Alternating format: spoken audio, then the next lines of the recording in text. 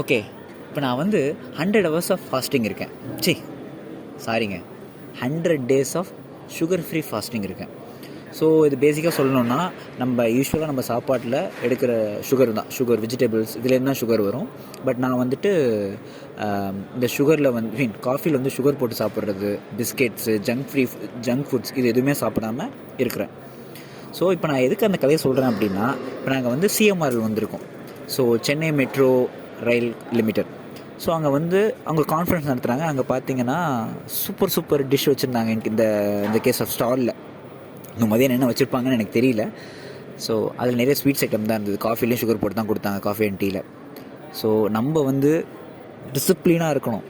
நம்ம இந்தமாரிலாம் இருக்கிறப்ப தான் நமக்கு சுற்றி எவனோ டிஃபன் லஞ்சு கூப்பிடுவான், டின்னர் கூப்பிடுவான், பார்ட்டி கூப்பிடுவான், எல்லாத்துக்கும் கூப்பிடுவான். ஸோ நம்ம தான் கட்டுக்கோப்பாக வாழணும். ஸோ